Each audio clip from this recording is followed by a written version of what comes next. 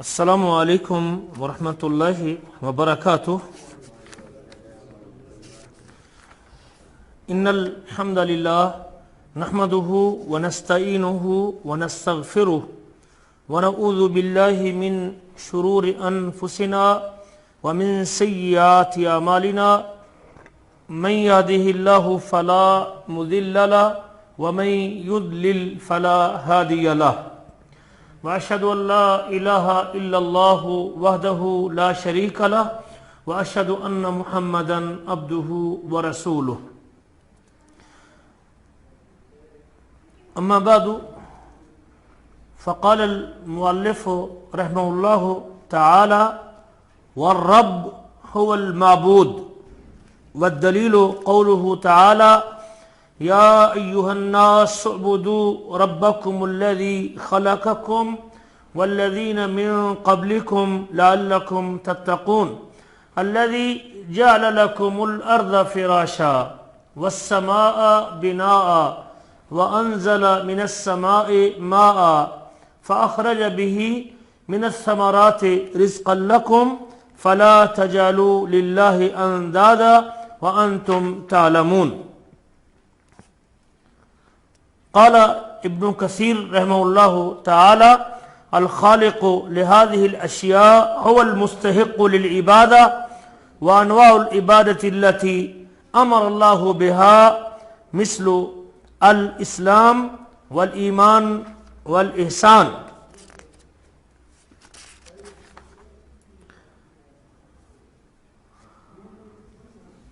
گرامی قدر بھائیوں اور لائق احترام ساتھیوں، شیخ محمد بن عبد الوہاب رحمہ اللہ کی یہ معروف کتاب الاصول الثلاثہ ہم اللہ کی توفیق سے پڑھ رہے ہیں۔ اللہ تعالی ہمیں سیکھنے سکھانے کے بعد اپنے آپ کو اس کے مطابق ڈالنے کی توفیق نصیب فرمائے۔ آپ کو یاد ہوگا کہ ہم نے پچھلے درس میں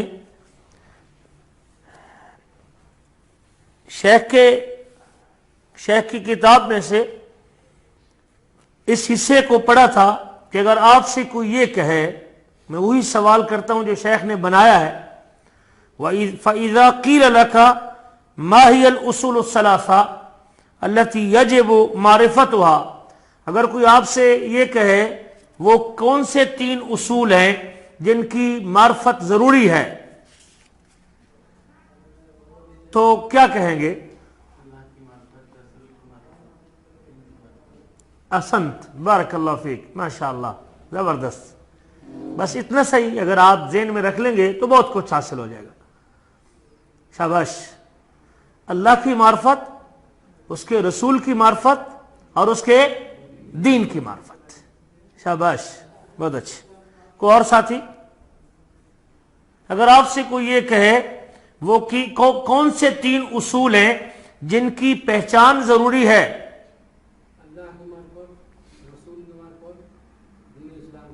اللہ کی معرفت اور اس کے رسول صلی اللہ علیہ وسلم کی معرفت، یعنی نبی محمد صلی اللہ علیہ وسلم کی معرفت اور دین کی معرفت۔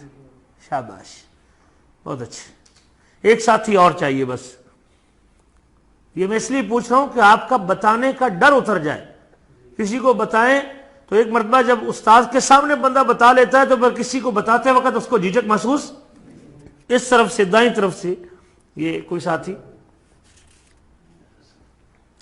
وہ کون سے تین اصول ہیں جن کی معرفت ہر مسلمان انسان کے لیے ضروری ہے؟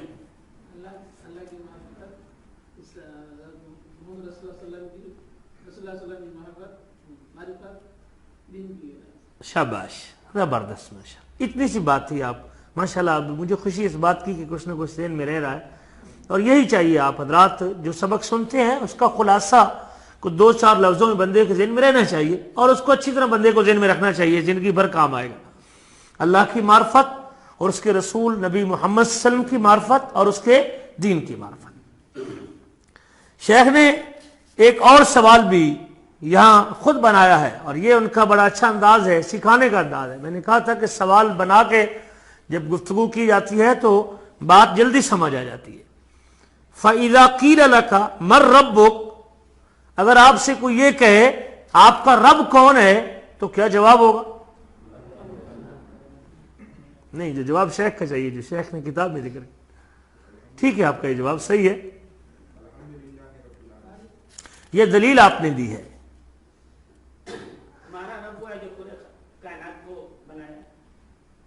ٹھیک ہے، زبردست، ماشاءاللہ، یہ ہے ہمارا رب، وہ اللہ ہے جس نے مجھے پیدا کیا ہے اور پوری مجھے پالنے والا ہے اور پوری کائنات کا پالنے والا ہے، تمام جہانوں کا پالنے والا ہے۔ اگر کوئی آپ سے یہ کہے مر ربو کا، تیرا رب کون ہے، تو آپ کہیں میرا رب وہ اللہ ہے جس نے مجھے بھی پالا ہے اور تمام جہانوں کو پالا۔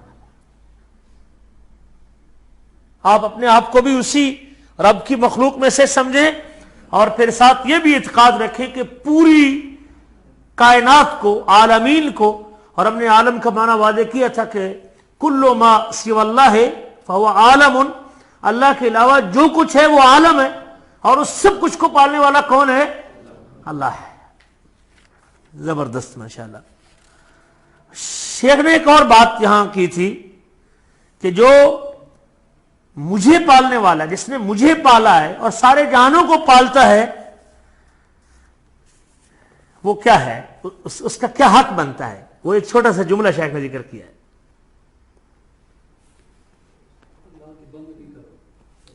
شاباش، ٹھیک ہے، بہت اچھا، زبردست، ماشاءاللہ۔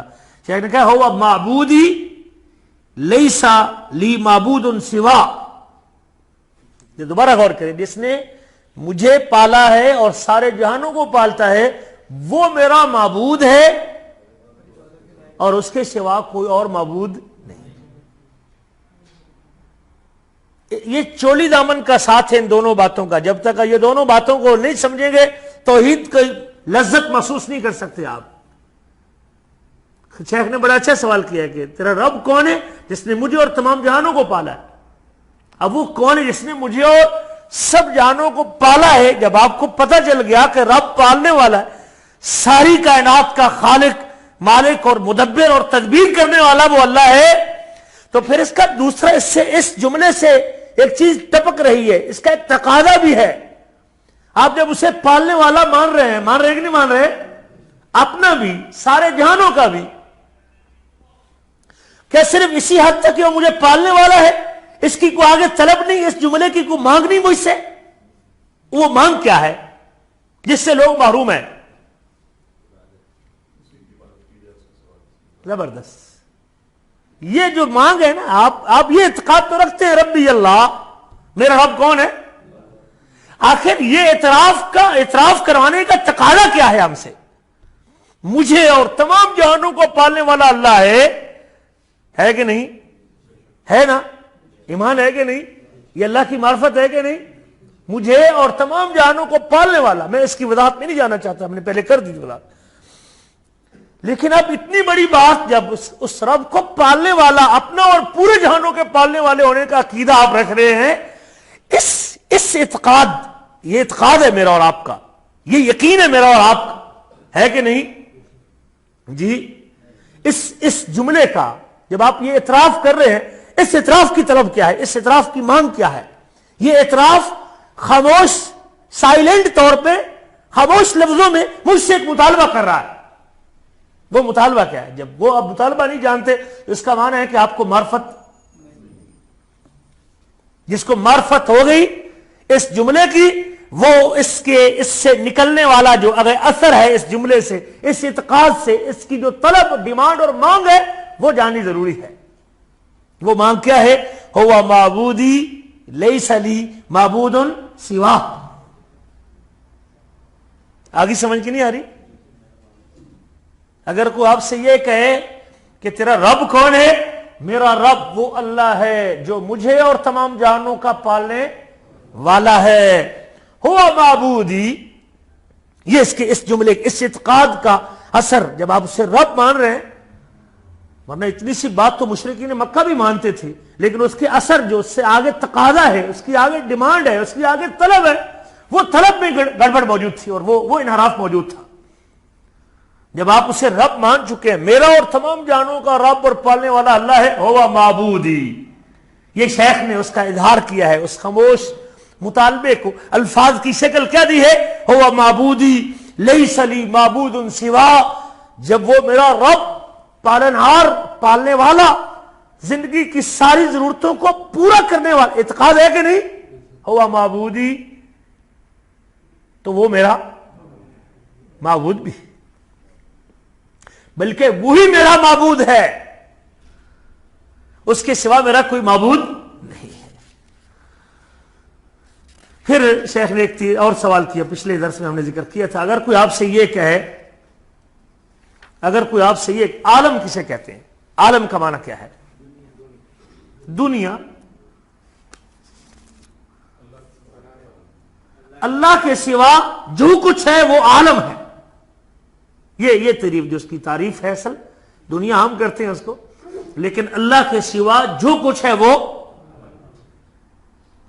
اس میں عرش بھی، کرسی بھی، اسمان بھی، زمین بھی، سات و اسمان بھی، بیچ کی مخلوقات بھی، سیارے بھی، ستارے بھی، کوکب بھی، اور اللہ اکبر پہاڑ بھی، زمین کے اندر کی چیزیں بھی، جن بھی، انسان بھی، حیوان بھی، چرند بھی، پرند بھی، کل ما سوی اللہ فهو عالم، اللہ کے علاوہ جو کچھ ہے وہ عالم ہے۔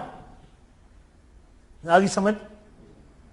جب کوئی کہے عالم سے کیا مراد ہے، کہ اللہ کے علاوہ جو کچھ ہے وہ عالم ہے، اور اس سب عالم کو اور سب جہان کی ساری ضرورتوں کو پورے کرنے والا رب ہے، وہ میرا رب ہے اور وہی معبود ہے۔ شیخ نے ایک اور سوال یہ کیا ہے، اگر کوئی آپ سے یہ کہے، فَإِذَا قِيلَ لَكَ، اگر کوئی آپ سے یہ کہے، بِمَا عَرَفْتَ رَبَّكَ، تو نے اپنے رب کو کس طرح پہچانا ہے، اس کی معرفت کیسے حاصل کی ہے؟ ہمیں علم تو ہے لیکن ہمیں معرفت نہیں ہے۔ کہتے ہیں علم معرفت علم سے زیادہ دقیق اور باریک ہوتی ہے، معرفت علم سے زیادہ، علم کا جو اثر اور نتیجہ ہوتا ہے، علم کے بعد جو اس کا نتیجہ ہوتا ہے، علم کے تقاضوں کو جو شخص پورا کرتا ہے اسے معرفت کہتے ہیں۔ صرف علم ہونا، معلومات ہونا، اور اس کا کوئی اثر میری زندگی پہ نہ ہو، تو یہ تو آپ کو ادراک ہے بس صرف۔ جیسے آپ کہتے ہیں کہ میرا رب اللہ ہے، لیکن آپ رب ماننے کے بعد کبھی مورتی کو سجدہ، کبھی پتھر کو سجدہ، کبھی قبر کو سجدہ، کبھی کسی کے سامنے، کبھی کسی کے سامنے، اس کا معنی ہے کہ میں اپنے اس علم کے مطابق جو میں اظہار کر رہا ہوں کہ میرا رب اللہ ہے، اور جب میں مخلوق کی پوجا کر رہا ہوں تو اس کا معنی ہے کہ مجھے اپنے اس علم کا، مجھے معرفت نہیں ہے اس کی، مجھے پتہ نہیں ہے اس کا، میں اس کا تقاضا ہی پورا نہیں کرتا۔ جو شخص اپنے علم کے تقاضے، علم کی ڈیمانڈ کو پوری کرتا ہے اسے معرفت ہوتی ہے۔ مجھے یہ علم ہے اور میری زندگی پہ اس علم کا اثر ہونا چاہیے کہ نہیں ہونا چاہیے؟ جی، یہ معرفت ہے۔ اس کے مقتضا اور مطالبے کے اظہار کو، علم، جس چیز کا آپ کو علم، آپ کو معلوم ہے، آپ اس کے مقتضا اور تقاضے کو پورا کرتے ہیں، اسے معرفت کہتے ہیں۔ اگر کوئی آپ سے یہ کہے بما عرفت ربک، تو نے اپنے رب کو کس طرح پہچانا ہے، شیخ نے کیا جواب دیا؟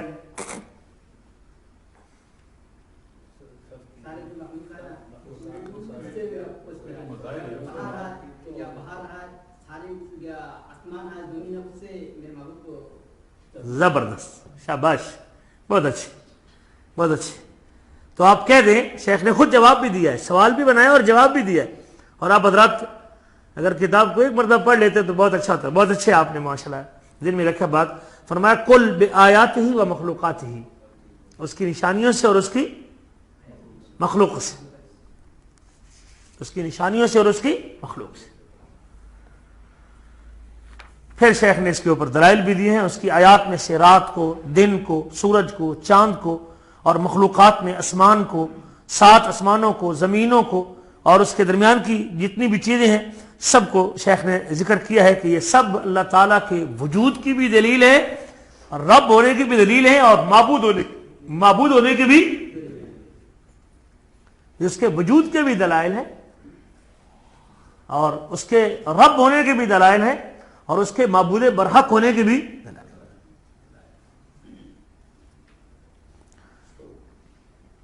شیخ نے پھر سورۃ فصلت کی آیت بطور دلیل کے پیش کی تھی، وَمِنْ آیَاتِهِ اللَّيْلُ وَالنَّهَارُ وَالشَّمْسُ وَالْقَمَرُ لا تسجدوا للشمس ولا للقمر، ہم نے پچھلی مجلس میں اس کی تفسیر اور اس کا ترجمہ آپ کے سامنے ذکر کیا تھا، یہ اس کی نشانیوں میں سے ہے سب کچھ۔ شیخ نے ایک اور دلیل ذکر کی، اس کے بعد سورۃ اعراف کی آیت نمبر 54 ذکر کیا تھا، ان ربکم اللہ الذی خلق السماوات والارض، بے شک تمہارا رب کون ہے؟ اللہ ہے۔ بے شک تمہارا رب کون ہے؟ اللہ ہے۔ لفظ اللہ کا معنی کیا ہے ویسے؟ آپ حضرات کو معلوم لفظ اللہ کا معنی؟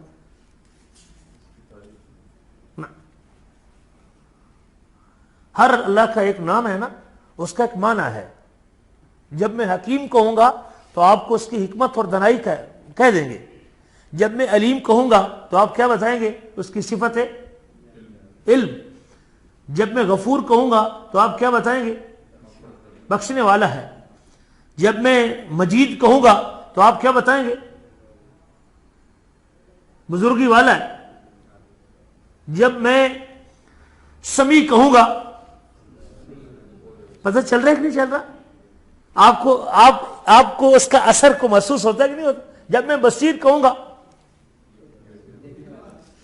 علیم کہوں تو علم والا، غنی کہوں تو جی بے نیاز، بے پرواہ ہے، اس کو کسی کی پرواہ نہیں۔ ہر نام سے ایک صفت نکلتی ہے اور آپ کو اس کا علم ہوتا ہے اور آپ بتاتے ہیں اسے۔ لفظ اللہ کا کیا معنی ہے یہ معلوم نہیں ہے، کوئی معنی نہیں اس کا۔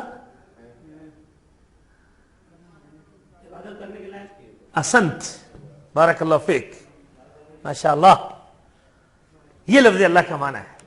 اللہ آپ کے علم میں برکت دے، بہت اچھا، زبردست۔ حضرت عبداللہ بن عباس کہتے ہیں لفظ اللہ کے معنی میں ذو الالوہیت والعبودیت علی خلقہ اجمعین،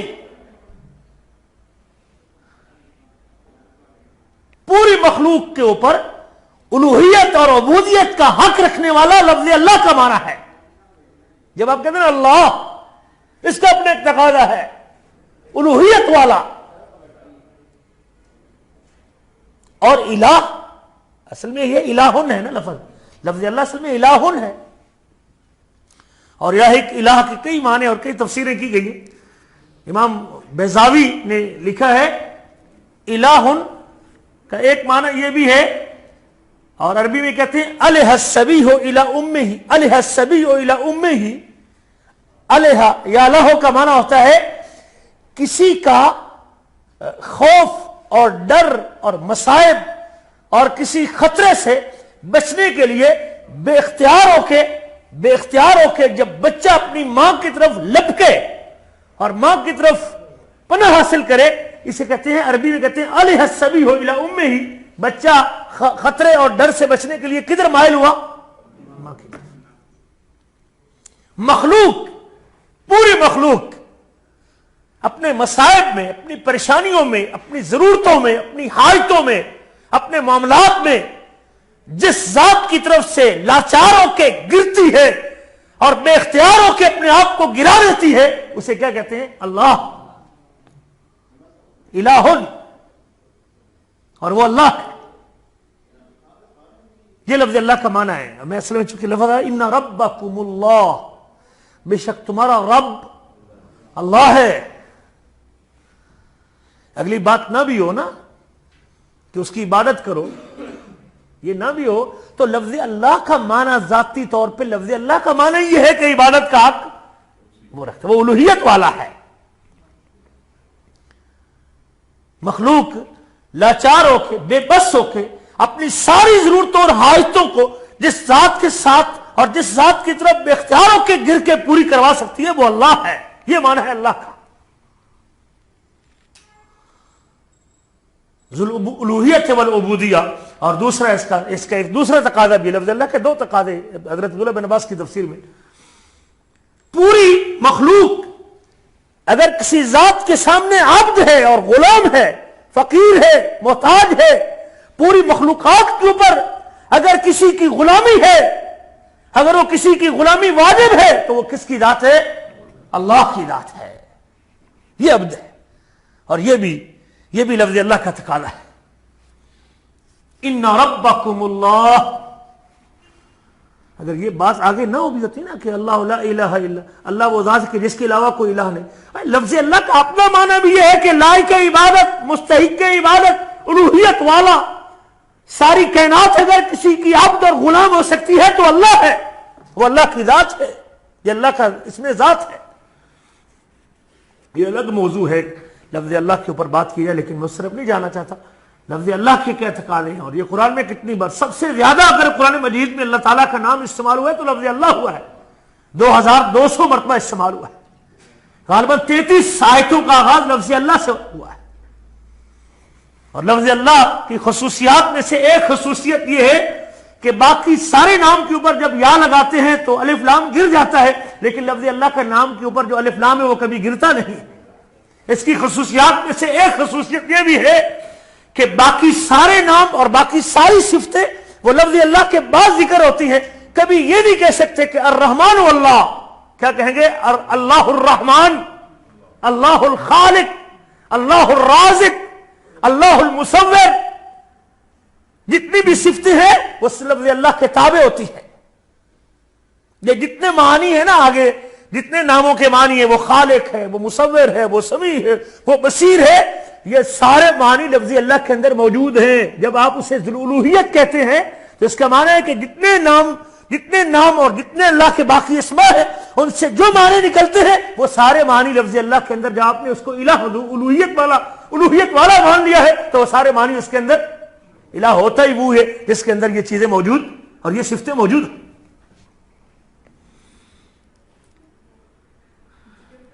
ہمیں تو اللہ کی قسم پتہ نہیں ہے، ہم جانتے نہیں. ہم تو ناموں اور صفتوں کا علم، یہ بھی ایک بڑا علم. توحید کی 3 قسموں میں سے ایک قسم ہے.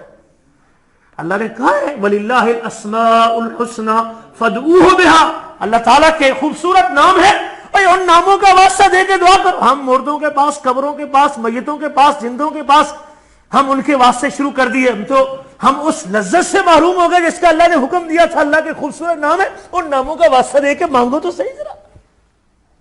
یا کریم تجھے تیرے کرم کا واسطہ ہے، یا اللہ تجھے تیری الوہیت کا واسطہ ہے، یا رحمان تجھے تیری رحمت کا واسطہ ہے،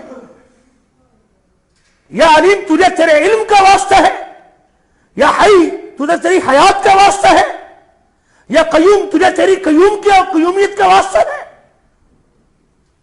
اللہ تو کہتے ہیں مانگو میرے ناموں کو ذکر کر کے، دعا کرو مجھ سے، بندے مانگ مجھ سے. میں حی بھی ہوں، قیوم بھی ہوں، علیم بھی ہوں، عظیم بھی ہوں، ذو العرش بھی ہوں، مجید بھی ہوں، حمید بھی ہوں. نام لیتا جا، میرے نام لیتا جا اور مجھ سے مانگتا جا. وہ الہ ہے، وہ معبود برحق ہے، عبادت اس کا حق ہے، عبادت اس کی کرنی ہے. ان ربکم اللہ، بے شک تمہارا رب اللہ ہے. یہ معنی یاد رکھنا، اللہ کا معنی ذو الالوہیت والعبودیت ہے. خلق ہی پوری مخلوق کے اوپر الوہیت اور عبودیت کا حق کون رکھتا ہے؟ اللہ رکھتا ہے. بے شک تمہارا رب اللہ ہے، الوہیت والا ہے. یہ خبر نہ بھی آگے ہو کہ اس کے علاوہ کوئی عبادت کے لائق نہیں. لفظ اللہ کا اپنا تقاضا یہ ہے کہ عبادت کس کی ہو سکتی ہے؟ مستحق عبادت، لائق عبادت، الوہیت والا، جھکنے کے لائق، لاچاری کے لائق، حاجتیں مانگنے کے لائق، رزق مانگنے کے لائق، شفا مانگنے کے لائق، اولاد مانگنے کے لائق کون ہے؟ اللہ. ہم اس لذت سے محروم ہیں اللہ کی قسم. ہم تو اللہ سے مانگتے ہیں اور اللہ تعالیٰ کو نیچی چھوٹی مخلوقوں کا واسطہ دیتے پھرتے ہیں. اللہ کی مخلوق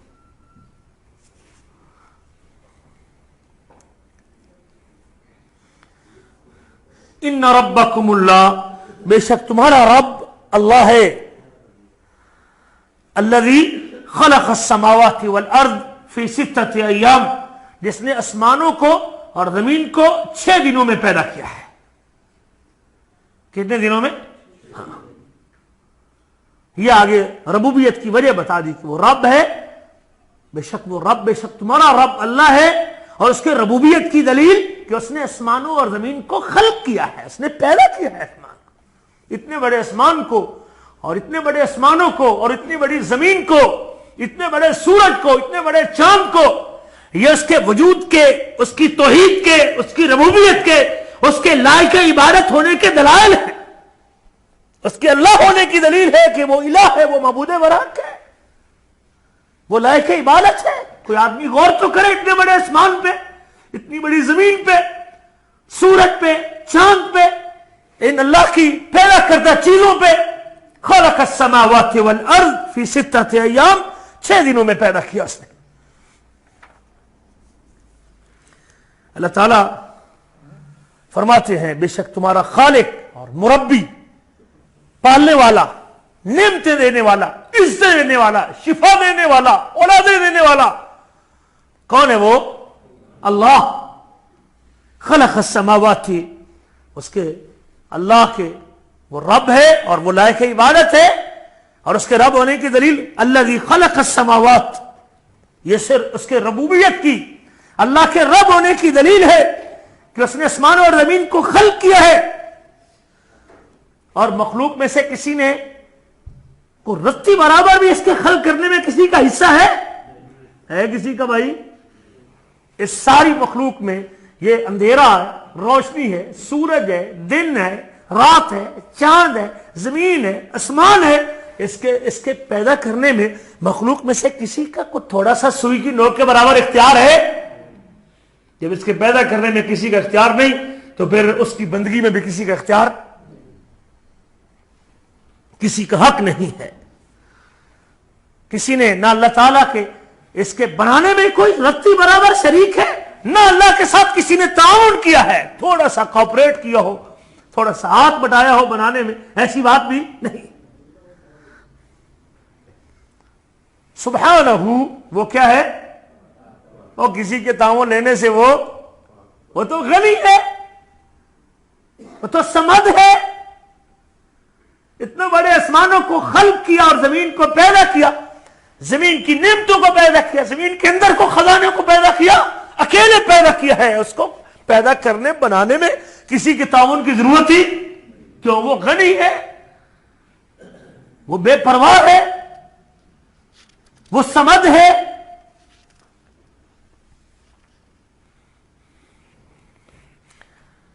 اس کے کام کسی کے سہارے کے بغیر بنتے ہیں اور ہمارے کام اس کے سہارے کے بغیر بن سکتے ہی.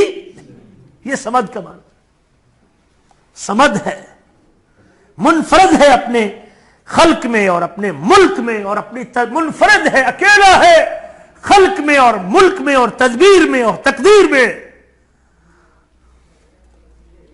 اور آج تک کسی ملحد نے اس کا انکار نہیں کیا، کسی ملحد بے دین نے اس کا انکار نہیں کیا. اللہ کا چیلنج ہے.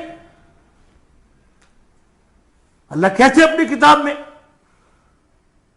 حل من خالق غیر اللہ، کیا اللہ کے علاوہ کوئی اور خالق ہے؟ قرآن میں چیلنج ہے، کوئی اور بنانے والا ہے ان چیزوں کو؟ اللہ اپنی ربوبیت کے اوپر چیلنج دیتے ہیں. کسی بت نے، کسی انسان نے، کسی فرشتے نے، حضرت جبریل نے اس کائنات کے بنانے میں کوئی شراکت ہے کسی کی؟ نہیں. وہ اکیلا ہے.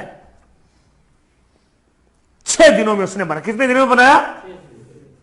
ویسے وہ بنانا چاہتا تو ایک لہجے کے اندر بھی بنا سکتا تھا.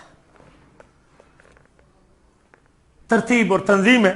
یہ بھی درس دیا مالک الملک نے. وہ مالک الملک ان مخلوقات کو، حیران کن مخلوقات کو، جس کو سمجھنے کے لیے عقل دنگ رہ جاتی ہے، سوچ کے زاویے جواب دے دیتے ہیں.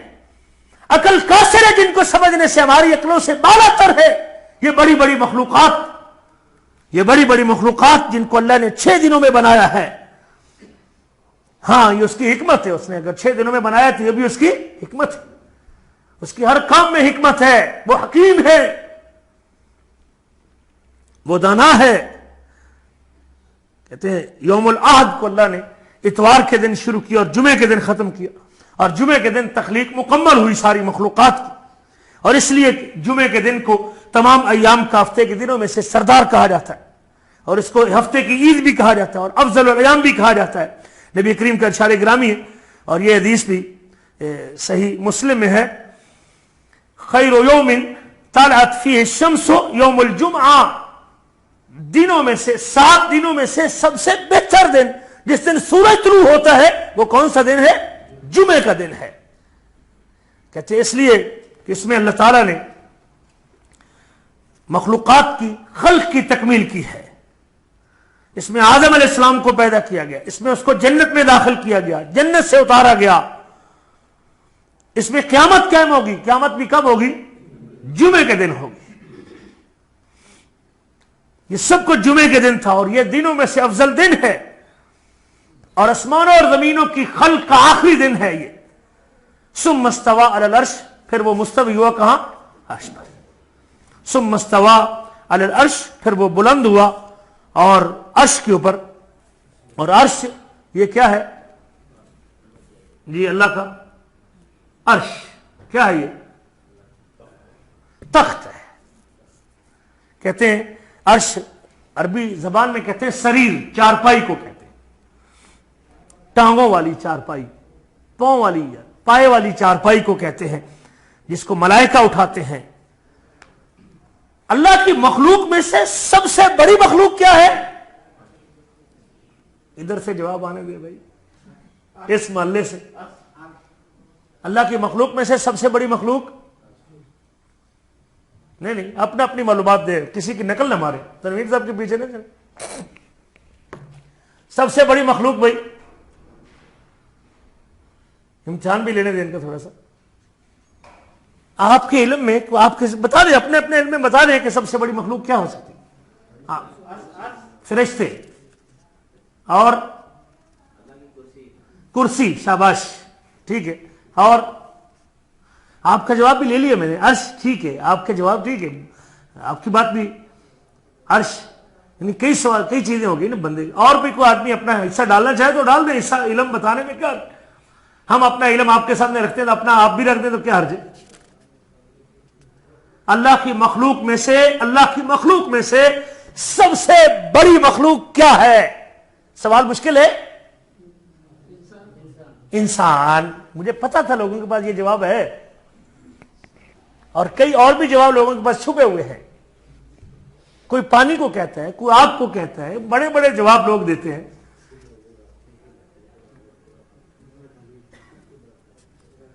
جی کوئی اور آدمی شاید اس کی بات ٹھیک ہو جائے. آپ کے علم میں ویسے آپ زندگی 40-50 سال کے بندے گزار چکے ہیں, کوئی تھوڑی عمر کے بھی ہیں, جسے ہمارے بھائی نے شیئر کر لی اپنی معلومات. شیئر کرنے میں کیا حرج ہے جی. اللہ کی مخلوق میں سے سب سے بڑی مخلوق, اعظم المخلوقات اور اعلی المخلوقات, اللہ کی پوری مخلوقات میں سے سب سے بڑی اور سب سے بلند جی انسان. اس لیے میں قریب رہا ہوں کہ اور بھی ہیں ابھی تک جی. اور کوئی ساتھی بتانا چاہے تو بتانے میں کوئی گناہ نہیں, بتائیں آپ جی. سب سے بڑی مخلوق, آپ کا نام کیا ہے بھائی اینک والے؟ ضمیر احمد, بارک اللہ فیکم. ماشاء اللہ ضمیر بھائی, آپ کا جواب درست ہے. سب سے بڑی مخلوق اور سب سے بلند مخلوق اللہ کا عرش ہے. اللہ کا عرش. ایک بھائی نے کہا کرسی, کہا نا, ایک بندے نے کرسی بھی کہی تھی ایک ساتھی, اور وہ کرسی ٹھیک ہے, اس کی بات بھی ٹھیک ہے کہ آسمانوں کے اوپر پھیلی ہوئی ہے, تو کرسی بھی تو ہو سکتی ہے. وسع کرسی السماوات والارض, کبھی آیت الکرسی کی تفسیر کرنی پڑے گی آپ کے سامنے, وہ بھی بڑی. وسع کرسی السماوات والارض, اس کی کرسی 7 آسمانوں اور 7 زمینوں کے اوپر پھیلی ہوئی ہے, وسیع ہے, اس کے اوپر ہے. 7 آسمان اور 7 زمینیں اس کرسی کے اندر ہے. وہ آسمان بھی آپ کو پتا ہے کہ شنکو کو بنا ہوا نہیں ہے نا, کتنا موٹا ہے جی. آپ صرف یہ پڑھتے ہیں ان ربکم الذی خلق السماوات والارض, یہ چھپر نہیں آپ کے شنکوں کی چھت نہیں ہے جیسے ہماری وہ 4 گارڈر رکھ کے ہم چھت ڈال لیتے ہیں، ایسے اللہ تعالیٰ نے 6 دن میں سارا کوئی آسمان بنا دیا۔ وہ تو کاریگر جس نے بغیر گارڈر کے اور بغیر ستون کے کھڑا کیا ہے، بغیر عمد ترونہا، بغیر ستون کے آپ دیکھتے ہیں، اس کے لیے کوئی دلائل پیش کرنے کی ضرورت ہی نہیں ہے۔ جھنجھوڑتی ہے یہ مخلوقات بندے کو، ہم نے کبھی اس نیت اور اس ارادے سے کبھی غور کیا ہی نہیں ان مخلوقات کے اوپر۔ یہ اس رب کا پتہ دیتی ہے، اس کے رب ہونے کا، اس کے معبود برحق ہونے کا، اس کے الہ برحق ہونے کا، اس کے لائق عبادت ہونے کا۔ اتنا بڑا آسمان، یہ سب سے بڑی دلیل ہے، آیات، یہ نشانی ہے۔ آسمان کتنا موٹا ہے؟ 500 سال کی مسافت، 500 سال، یہ بھی سمجھانا پڑے گا 500 سال کی مسافت۔ 500 سال موٹا تو چلو پہلے ہم میٹر کہتے تھے، یہ سینٹی میٹر موٹائی ہوتی تھی، یہ فٹ ہوتی تھی، اب یہ 500 سال موٹا کیا مطلب ہوا بھائی؟ جی نہیں سمجھے ساتھی، نہیں سمجھے نا؟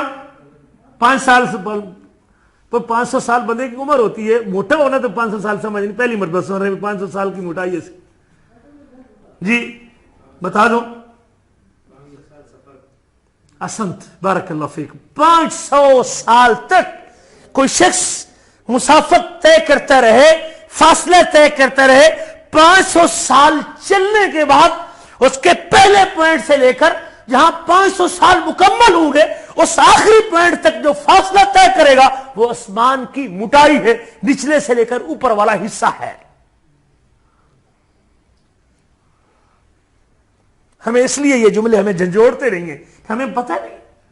ان ربکم اللہ الذی خلق السماوات والارض، بڑی جگہوں پہ اللہ نے ذکر کیا ہے،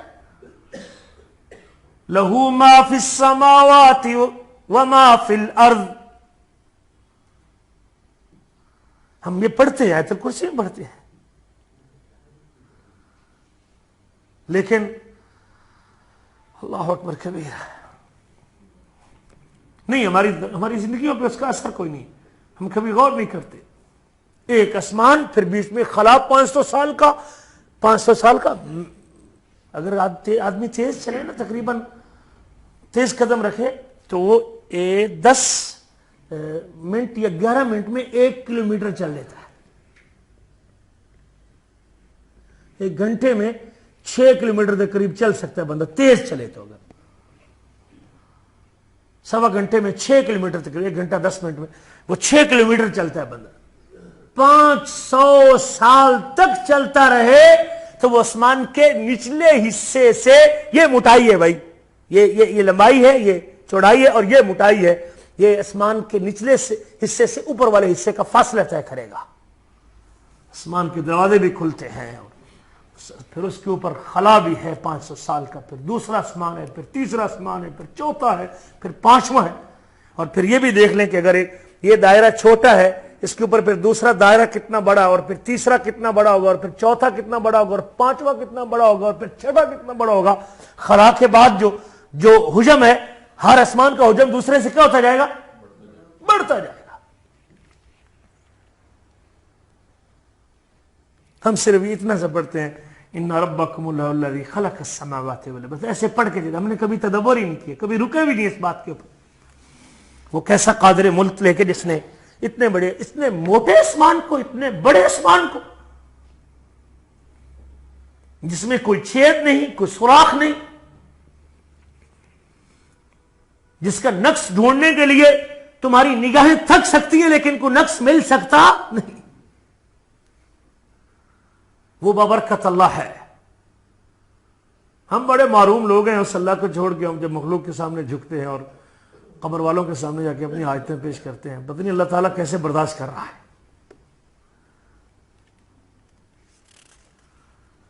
ہم بڑے معزز لوگ تھے کہ اللہ کی پوجا کریں، یہ پیشانی مالک نے اپنے ہاتھ سے بنائی، یہ چہرہ اپنے ہاتھ سے بنایا ہے، اور یہ پیشانی صرف اسی کے ساتھ کے سامنے جھکتی ہے جو بڑا سعادت مند آدمی ہے۔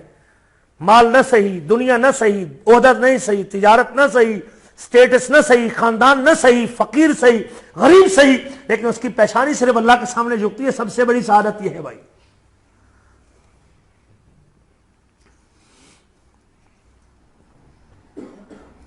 عرش سب سے بڑی مخلوق ہے. سب سے بڑی مخلوق اللہ کا عرش.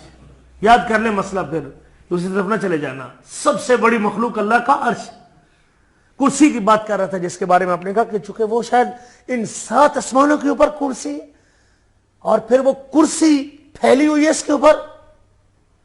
وسع کرسی السماوات والارض ولا یؤودہ حفظہما وہو العلی العظیم.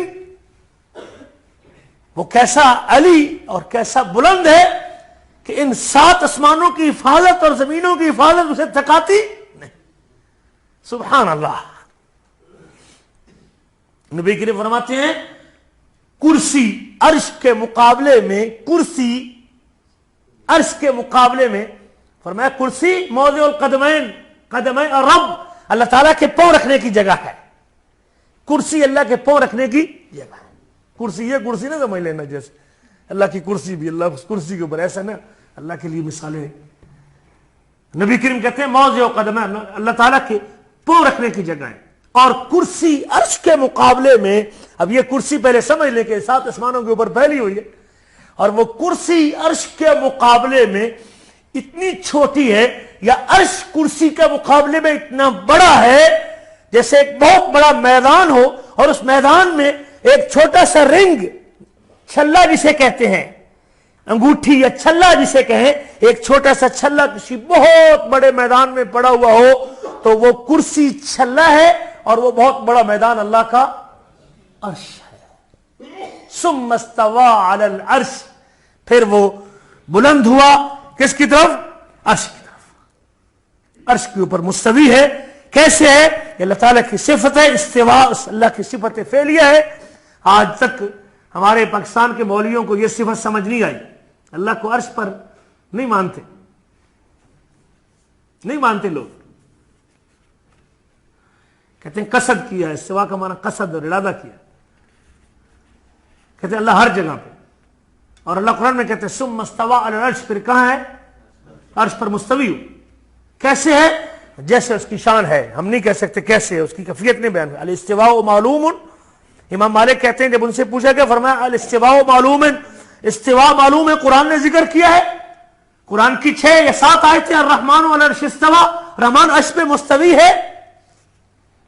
والکیف مجہول, اس کی کیفیت مجہول ہے, ہمیں نہیں علم کیسے ہے. والایمان بہ واجب, اور اس پر ایمان رکھنا واجب ہے. والسوال عنہ بدعۃ, اور اس کے بارے میں سوال کرنا بدعت.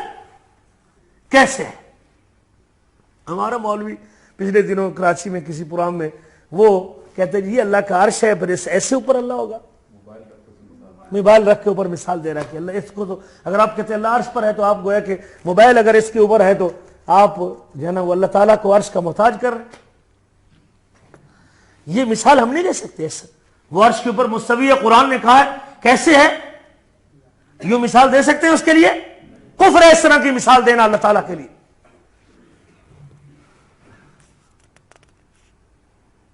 سب سے بڑی مخلوق اللہ کا عرش ہے, اور وہ عرش کا محتاج ہے نہیں. عرش اپنے قیام میں, اور عرش اپنے وجود میں, عرش اپنے رکنے میں اللہ کا محتاج ہے, لیکن رب عرش کا محتاج نہیں. پھر وہ عرش پہ مستوی ہوا. ثم استوى علی العرش, پھر وہ عرش پہ مستوی ہوا. یہ سب سے بڑی مخلوق ہے. اللہ کا عرش سب سے بڑی مخلوق ہے. اللہ کی مخلوق میں سے سب سے بڑی, حجم کے اعتبار سے بھی اور بلندی کے اعتبار سے بھی, جنت کی جو چھت ہے وہ اللہ کا عرش ہے. عرش کے نیچے جنت کا جو حصہ ہے اس کا نام فردوس. نبی کریم فرماتے ہیں جب اللہ سے مانگو تو فردوس مانگا کرو. اللہ اکبر کبیرہ. اللہ استواء اللہ کی صفات فعلیہ میں سے ہے. جب چاہے مستوی ہو, جیسے چاہے مستوی ہو, اللہ تعالیٰ کی صفت ہے. اس کو عرش کی محتاجی نہیں ہے, بلکہ وہ عرش کو تھامے ہوئے ہے, وہ عرش کو قابو کیے ہوئے ہے. ان اللہ یمسک السماوات والارض, اللہ آسمان اور زمین کو قابو کیے ہوئے ہے, تھامے ہوئے, رکا ہوا ہے عرش. اور آسمان اور زمین, سورج, چاند اور ستارے کس کے حکم سے؟ اللہ کے حکم سے. अन तज़ूला, इनको डगमगाने से थामने वाला कौन है? अल्लाह है। वला इन ज़ालता इन अमसकहुमा मिन अहदिन मिन बादी, अगर ये ज़ायल हो जाए तो कौन इनको पकड़ने वाला और इनको काबू करने वाला है? कोई नहीं। ये अल्लाह ताला है और उसकी सिफत है, सिफत उलू। अल्लाह सबसे बुलंद है, ये भी याद रखें। अल्लाह अर्श पे है, अर्श सबसे बुलंद है, अल्लाह सबसे बुलंद है। और यही आप कहते हैं सुब्हान रब्बियल आला, मेरा पाक है मेरा रब जो सबसे बुलंद, जात के अंदर भी बुलंद है और मर्तबे के अंदर भी बुलंद है। अल अली, ये भी अल्लाह की सिफत है। अल अली सबसे अल बुलंदी वाला, अल अली का माना बुलंदी वाला, अल आला का माना सबसे बुलंद। अल्लाहु अकबर कबीरा। युगशी लैला, युगशी लैला, हम ये अल्लाह के वजूद के दलाइल है। मैंने इसलिए इस आयत को दोबारा शुरू किया था ताकि आप हज़रात इसके ऊपर गौर करें। युगशी लैला नहार, वो रात को दिन के जरिए ढांप देता है। आप रात करके दिखा सकते हैं, दिन चढ़ा हुआ हो, आपको हिस्सा अंधेरा करके दिखाएं। उसमें 1 किलोमीटर भी आप अंधेरा करके दिखा दें तो बड़ी बात है, लेकिन वो मालिकुल मुल्क है। ये निशानी है उसकी, जो डेली मेरी आंखों के सामने से गुजरती है, लेकिन मुझे नहीं कुछ, मेरी तबीयत मजाज पे कोई फर्क नहीं पड़ता, मैं उससे कुछ हासिल नहीं करता। इतना बड़ा दिन और इतनी बड़ी दिन चढ़ा हुआ रात के अंदर तब्दील हो जाता है, अंधेरे के अंदर तब्दील होता है। कौन है तब्दील करने वाला? अल्लाह। वही लायक इबादत है, वो रब है, वो अल्लाह है। इन्ना रब्बकुमुल्लाह, बेशक तुम्हारा रब वो अल्लाह है, वो लायक इबादत है, जिसने आसमानों को खल्क किया, जमीनों को बनाया है, अर्श पर मुस्तवी है। और युगशी लैल नहार, वो रात को दिन के जरिए ढांप, वो जो दिन को रात के जरिए ढांप देता है और रात को दिन के जरिए कवर कर देता है।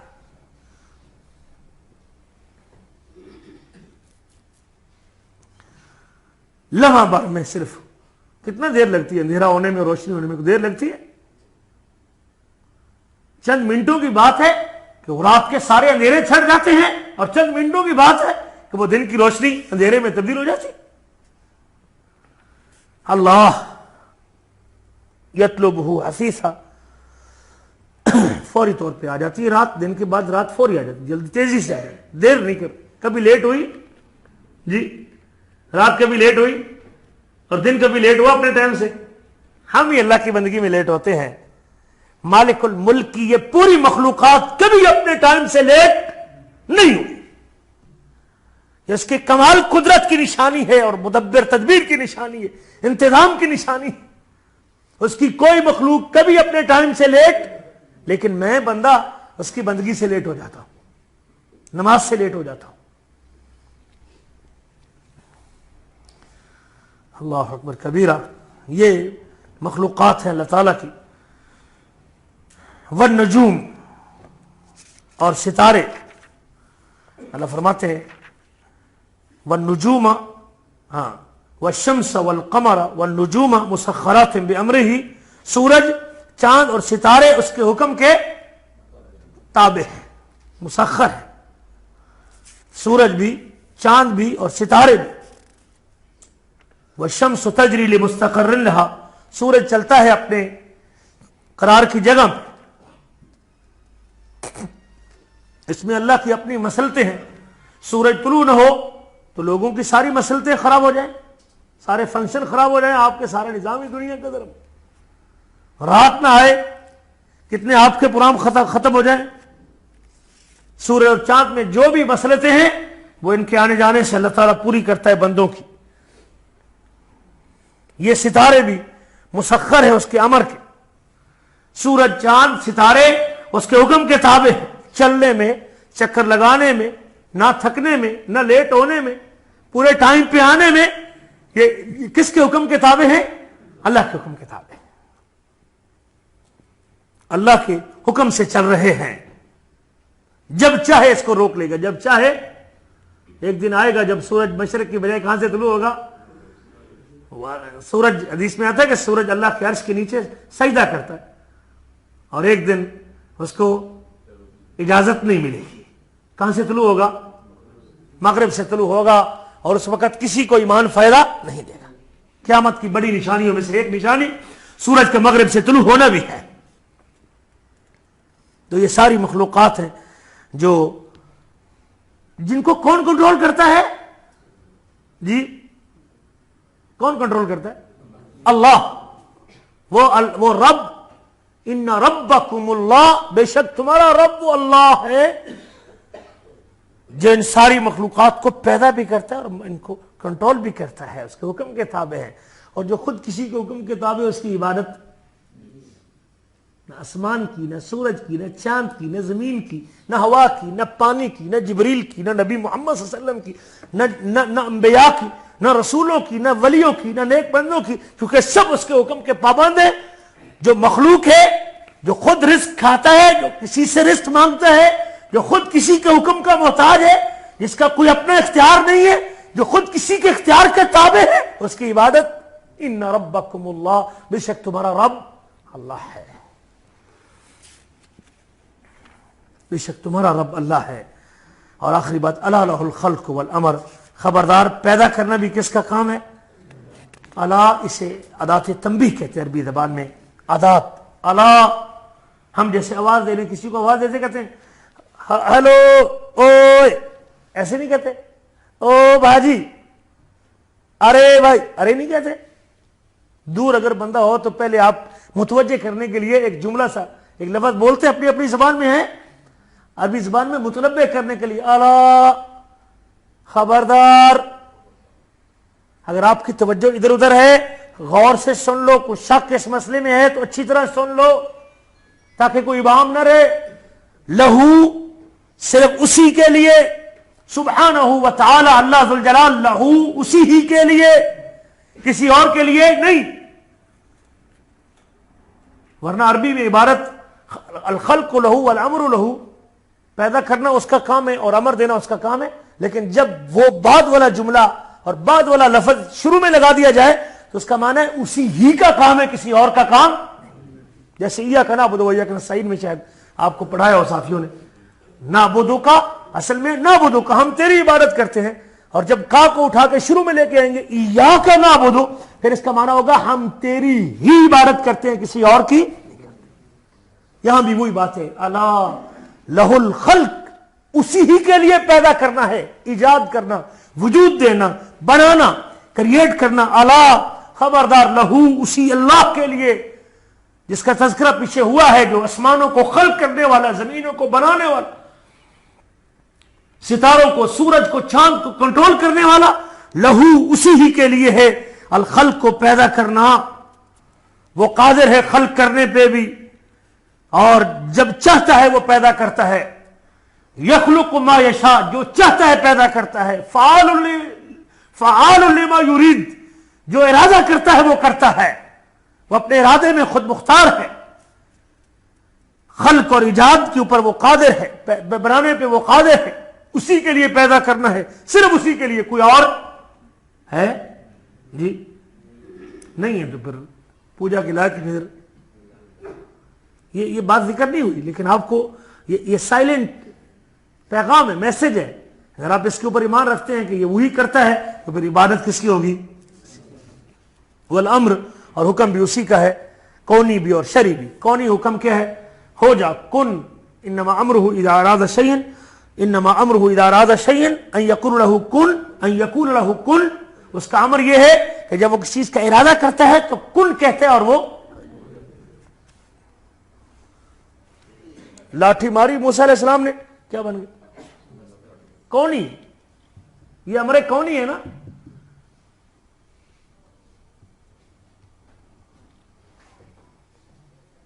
یا نارو کونی بردن و سلامن، کونی، تو ہو جا. یہ امر کونی. دیر لگی ٹھنڈا ہونے میں، پتہ نہیں کتنے سالوں سے جمع کر رہے تھے اس کے لیے ایندھن، منتیں مانتے تھے لوگ اس آگ کو جلانے کے لیے، حصہ ڈالنے کے لیے. ہمارا کام ہو گیا تو ہم اس میں اتنی، اس آگ میں اتنا کچھ ڈالیں گے. لیکن صرف اس کے ٹھنڈا ہونے کے لیے کیا ہوا؟ کونی، ٹھنڈی ہو جا، بردن ٹھنڈی، لیکن اتنی ٹھنڈی بھی نہیں کہ ہمارے ابراہیم کو سردی لگے، سلامتی والی، یہ امر کونی۔ آسمان سے ملائکہ اترے، امر کونی۔ فرعون غرق ہوا پانی میں، امر کونی۔ یہ امر ہے اس کا، ایک امر کی ایک قسم ہے کہ وہ کن کہہ کے، اور جو ذات کن کہے گے۔ آج اس رب کو چھوڑ کے ہم مخلوق کے سامنے منتیں کرتے پھرتے ہیں، کتنا محروم شخص ہے، کبھی مردوں کے سامنے، کبھی زندوں کے سامنے، کبھی بندوں کے سامنے، کبھی کسی کے سامنے۔ اب میرا رب کن کہہ کے تیرے کام نکال سکتا ہے، کن کہہ کے تیری بگڑی بنا سکتا ہے، قادر ہے، ناممکن کو ممکن بنانے پہ قادر ہے۔ یہ معرفت تو حاصل کر اپنے رب کی، الا لہ الامر، خبردار اسی کے لیے ہے خلق، اور الا لہ الخلق والامر، اور حکم اسی کا ہے، امر کونی بھی اسی کا ہے۔ مخلوق کو حکم دیتا ہے، پوری مخلوق، آسمان اتنا بڑا، زمین اتنی بڑی، اللہ تعالیٰ اسے حکم دے میری بات مان تو یہ آگے سے چوں نہیں کرتے اس کے حکم کے سامنے۔ اللہ فرماتے ہیں سورۃ فصلت میں فقال لها وللارض ائتیا، آسمان کو اور زمین سے کہا ائتیا طوعا وکرہا، چاہتے نہ چاہتے ہوئے آؤ دونوں۔ آسمان اس کے حکم کے تابع، پتھر برسا دے اسے، پانی برسا دے اسے، اولے برسا دے اس کے۔ یہ کون ہی امر ہے؟ ان ربکم اللہ الذی، تمہارا رب وہ اللہ ہے جس کے پاس کن کا اختیار ہے۔ اور ہم تو کٹے ہوئے لوگ ہیں، ہمیں تو پتہ ہی نہیں اپنے رب کا، ہم جا کے ترلے مارتے پھرتے نیچے قبر والوں کے پاس، مردوں کے پاس، زندوں کے پاس۔ الا لہ الخلق والامر، اسی کے لیے، ہاں اس کے امر میں سے اس کا ایک کونی حکم ہے، اور کن کا ایک اور شرعی حکم اس کی وحی ہے، یہ قرآن مجید ہے، یہ پورے 30 پارے اس کا یہ امر ہے اس کا۔ اس نے کئی امر آپ کو اور مجھے بھی دیے کہ نہیں دیے؟ اقیموا الصلاۃ وآتوا الزکاۃ اطیعوا اللہ واطیعوا الرسول یا ایھا الذین آمنوا ادخلوا فی السلم کافہ یا ایھا الذین آمنوا اذکروا اللہ ذکرا کثیرا۔ اے ایمان والو سود نہ کھاؤ، اے ایمان والو، بے شمار حکم دیے کہ نہیں دیے؟ یا ایھا الناس اعبدوا رب، یہ شرعی حکم ہے، یا ایھا الناس اعبدوا ربکم اللہ الذی خلقکم والذین من، یا ایھا الناس اعبدوا ربکم الذی خلقکم والذین من قبلکم، لوگوں عبادت کرو اس رب کو، اس رب کی جس نے تم کو پیدا کیا اور تم سے پہلے لوگوں کو پیدا کیا۔ یہ اس کا امر شرعی ہے، یہ اوامر جو آپ کو اور مجھے ملے ہیں یہ شرعی امر ہے۔ کون دینے والا؟ اپنے کتاب میں دیے، اپنے رسول کی زبانی دیے، ان امروں کو دینے والا وہ اللہ ہے، اور یہ اسی کے اختیار میں ہے۔ آخری جملہ، تبارک اللہ رب العالمین، بابرکت ہے وہ اللہ، بابرکت ہے، تبارک اللہ بابرکت ہے اللہ، یہ صرف اللہ کے لیے بولا جا سکتا ہے، برکتوں والا ہے۔ اور برکت کا معنی کیا ہوتا ہے؟ تھوڑی چیز کو زیادہ کرنا، اور یہ کون کرتا ہے؟ تھوڑی کو زیادہ کرنا، فقیر کو غنی کرنا، بیمار کو شفا دینا، محتاج کی ضرورت کو پورا کرنا، بھوکے کو رزق دینا، لاچار کی لاچاری کو دور کرنا۔ تبارک اللہ، ببرکت ہے وہ اللہ رب العالمین، جو تمام جہانوں کا پالنے والا ہے۔ اس آیت کو سورۃ اعراف کی آیت نمبر 54 ہے، اور پڑھا، بار بار پڑھا کریں اور اپنے آپ کو روکا کریں۔ یہ اس کی ربوبیت کے دلائل۔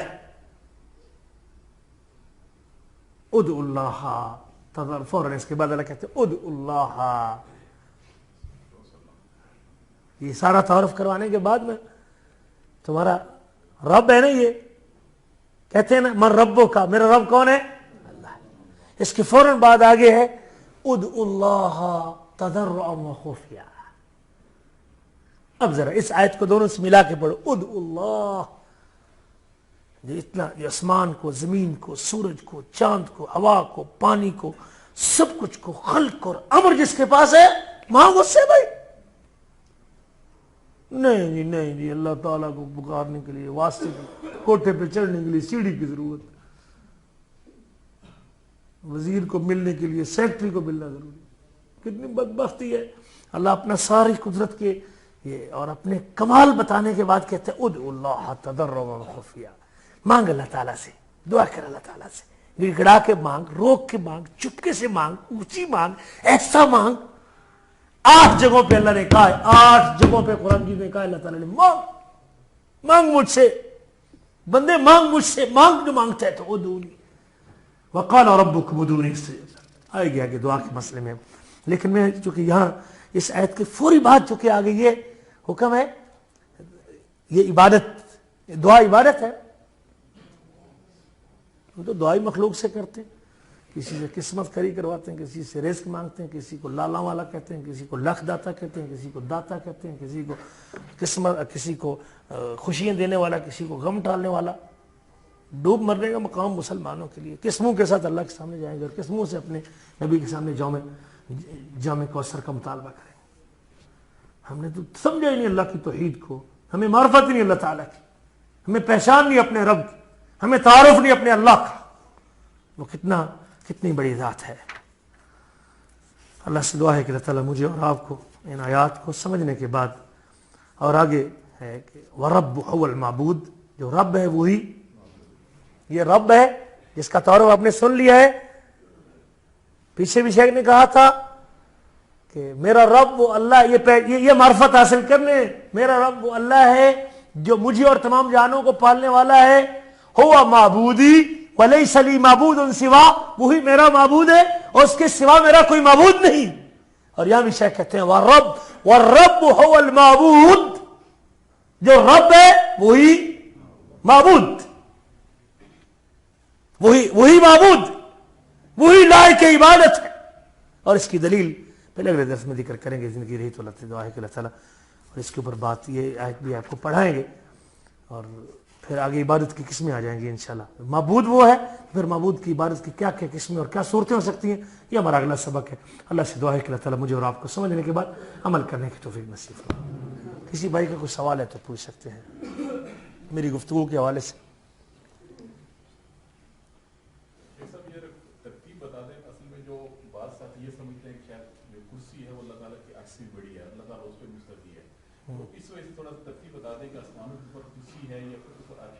ساتویں آسمان کے اوپر کرسی ہے، اور کرسی کے اوپر پھر عرش، پانی، اور پانی کے اوپر عرش ہے، اور عرش کے اوپر اللہ مستوی ہے. کرسی سے مراد یہ کرسی نہیں ہے، آپ کرسی سے یہ نہ تصور کر لینا کہ وہ کرسی اس کے نہیں، یہ غلط ہے، ایسی کوئی بات نہیں، باطل نظریہ ہے. کرسی کا معنی اللہ کے پاؤں رکھنے کی جگہ ہے. موضع قدم الرب حدیث کے الفاظ ہے کہ وہ اللہ کے پاؤں رکھنے کی جگہ ہے. ہر چیز کی کرسی مختلف ہوتی ہے نا. وہ اللہ کی کرسی جو آسمانوں کے اوپر چاہیے وہ آئے، یہ کرسی اور ہے، جو مکان کی کرسی ہوتی ہے وہ اور ہوتی ہے، جو ہے نا وہ مکینے کی کرسی ہوتی ہے وہ اور ہوتی ہے. وہ لطیفہ ہی ہے. پچھلے دن ہمارے ایک عزیز نے کہا کہ میری گاڑی کی کرسیاں ٹوٹ گئی ہیں تو وہ نہیں ڈلوائی، اور ہمارے بچے کہنے لگے ماموں کرسیاں ساری ٹھیک ہیں، آپ کہتے ہیں کرسی ٹوٹ گئی تھی. تو سیٹوں کو کرسی سمجھ رہے تھے، وہ انجن کی کرسی ہوتی ہے جو ٹوٹتی ہوتی ہے. تو ہر ایک چیز کی کرسی اپنی، یہ تو مخلوق میں سے کرسیاں مختلف ہیں. تو اللہ تعالیٰ کے لیے تو جیسے اس کی شان ہے، اس کی کرسی سے مراد اس کے پاؤں رکھنے کی جگہ ہے، اور عرش اس کے اوپر ہے، اور عرش کے اوپر اللہ مستوی ہے.